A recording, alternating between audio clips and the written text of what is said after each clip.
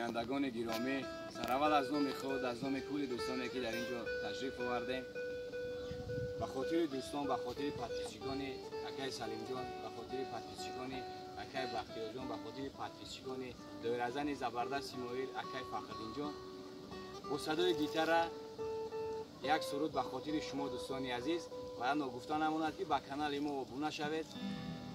همه وقت با شما تنسیتی خانوادگی تمام می‌کنم. مسکری شما پیشوی ما.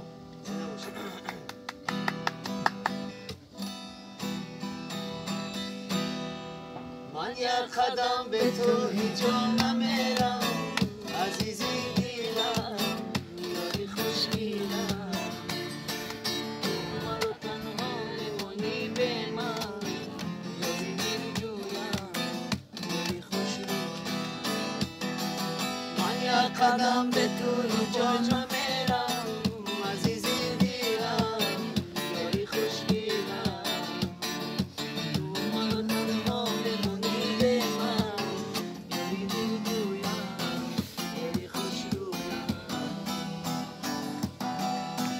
مرا از کنار میارم، صبری تا خطی دوری ندارم، آن چشمانی خماری دورا از دیدن سرایی ندارم.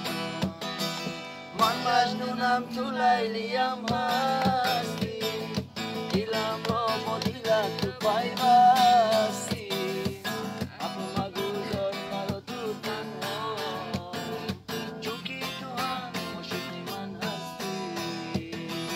من یک قدم به تو بای جا میرم، عزیزی دیلم، یاری خوشگیرم، تو مرا تنها میمانی به من، یاری دلجویم، یاری خوشرویم. من یک قدم به تو بای جا میرم، عزیزی دیلم، یاری خوشگیرم، تو مرا تنها میمانی به من، یاری خوشجویم، یاری خوشجویم.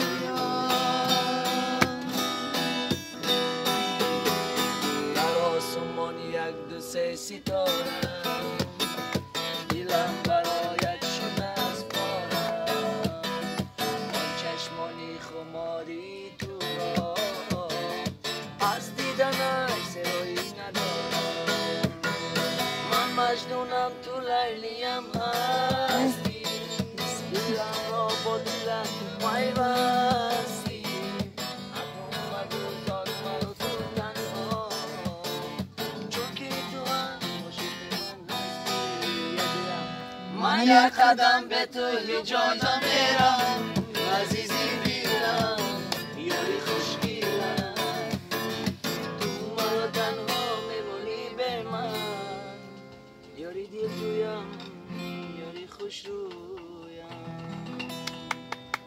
سلامت باشین دوستان.